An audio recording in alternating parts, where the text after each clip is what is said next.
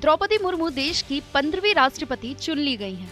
वो देश की पहली आदिवासी और दूसरी महिला राष्ट्रपति होंगी। अब वो राष्ट्रपति रामनाथ कोविंद की जगह लेंगी। कोविंद का कार्यकाल 24 जुलाई को खत्म हो रहा है, इसलिए नई राष्ट्रपति 25 जुलाई को राष्ट्रपति पद की शपथ लेंगी। ऐसे में आपके मन में ये सवाल तो जरूर उठ रहा होगा कि आखिर देश के शीर्ष संवैधानिक पद पर बैठने वाले शख्स को आखिर शपथ कौन दिलाता है? आखिर इस सर्वोच्च पद पर बैठने वाले व्यक्ति के पास कौन कौन सी शक्तियां होती हैं?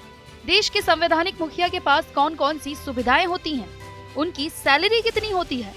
आइए हम इसके बारे में आपको विस्तार से बताते हैं। भारत के राष्ट्रपति को देश के चीफ जस्टिस शपथ दिलाते हैं। चीफ जस्टिस की अनुपस्थिति में सुप्रीम कोर्ट के सीनियर मोस्ट जस्टिस शपथ दिला सकते हैं। संविधान के अनुच्छेद 60 में राष्ट्रपति को शपथ दिलाने को लेकर स्पष्ट रूप से लिखा गया है। राष्ट्रपति का कार्यकाल 5 साल का होता है। राष्ट्रपति भारत के रक्षा बलों का सुप्रीम कमांडर होता है। अब बताते हैं कि राष्ट्रपति के क्या अधिकार हैं। क्या आप अपनी कृषि भूमि से रोजाना कमाई करना चाहते हैं? तो विजेताओं से सीखें, देर न करें। फ्रीडम ऐप को अभी डाउनलोड करें।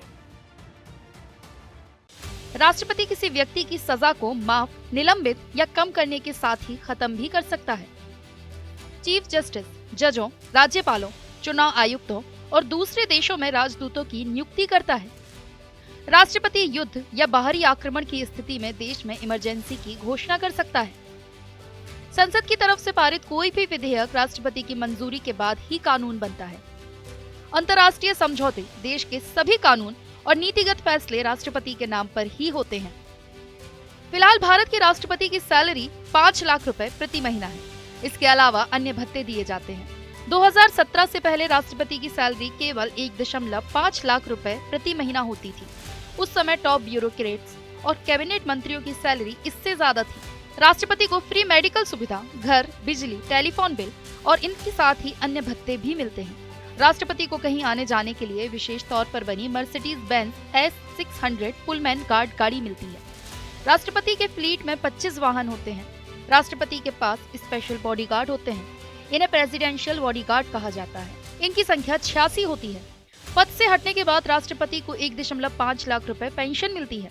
पूर्व राष्ट्रपति के रूप में उन्हें रहने के लिए मुफ्त बंगला, एक mobile phone, 2 free landline phone और लाइफ टाइम फ्री इलाज की सुविधा दी जाती है। स्टाफ के खर्च के लिए सरकार पूर्व राष्ट्रपति को 60,000 रुपए मिलते हैं। पूर्व राष्ट्रपति को अपने साथ एक सहयोगी लिए ट्रेन या हवाई मार्ग से फ्री यात्रा की सुविधा भी मिलती है। राष्ट्रपति की मृत्यु होने या किसी दूसरी वजह से पद खाली रहने की स्थिति में उपराष्ट्रपति उनका कार्यभार संभालते हैं। अगर उस समय उपराष्ट्रपति का पद भी खाली हो तो ये जिम्मेदारी देश के चीफ जस्टिस संभालते हैं। अगर उनका पद भी खाली हो तो ये जिम्मेदारी सुप्रीम कोर्ट के सबसे सीनियर जज के कंधे पर आ जाती है। क्या आप अपनी कृषि भूमि से रोजाना कमाई करना चाहते हैं? तो विजेताओं से सीखें, देर न करें। फ्रीडम ऐप को अभी डाउनलोड करें।